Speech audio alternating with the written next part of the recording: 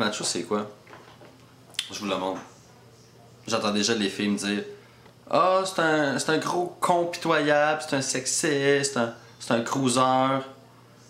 Quelqu'un dont on a dit depuis 30 ans tout le mal possible en fait. Mais c'est pas ça. C'est un mâle pudique, à l'ancienne, qui se respectait sa mère, qui protégeait sa femme, puis qui se sentait responsable de ses enfants.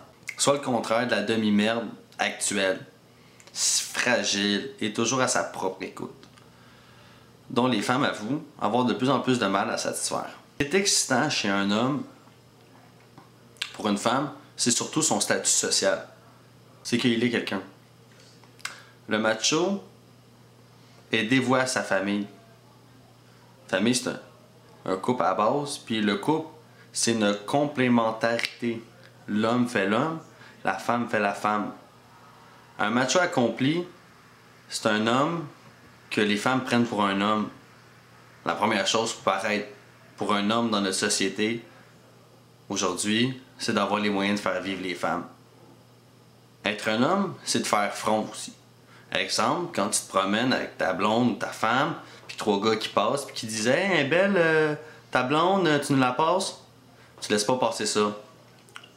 C'est pour ça aussi que certaines femmes devraient comprendre quand un homme leur fait un commentaire un petit peu trop osé, un commentaire sur leur tenue un petit peu trop osé avant de sortir, c'est pas qu'il est jaloux.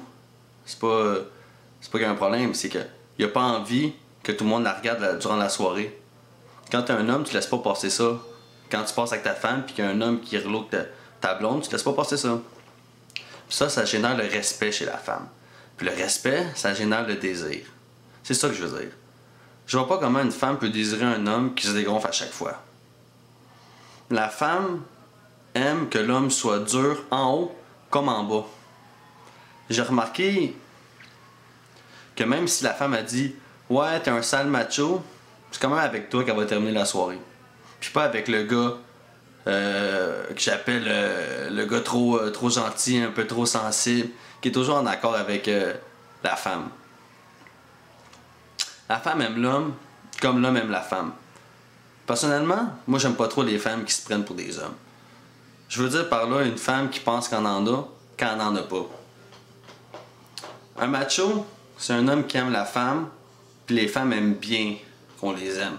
La preuve, il se maquille, il se coiffe, il essaie de nous plaire. De nos jours, c'est de plus en plus dur d'être un homme. La preuve, je fais une vidéo pour l'expliquer. Expliquer qu'être macho, c'est pas mal. J'essaie d'expliquer dans le bon sens, comme si c'était mal d'être macho. De nos jours, en plus de devoir se battre contre soi-même, il faut se battre contre sa féminité, sa fragilité, sa peur, en plus de l'opinion publique. Les vrais machos comprendront, on ne doit pas écouter ce que dit une femme, mais plutôt ce qu'elle fait. Moi, j'ai toujours eu ce genre d'image, l'image du sens d'être un homme, inculqué par mon père.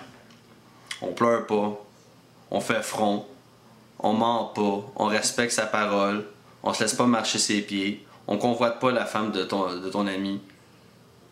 Mais étant élevé en majorité par des femmes et dans un monde vers la féminisation, j'ai longtemps été confus.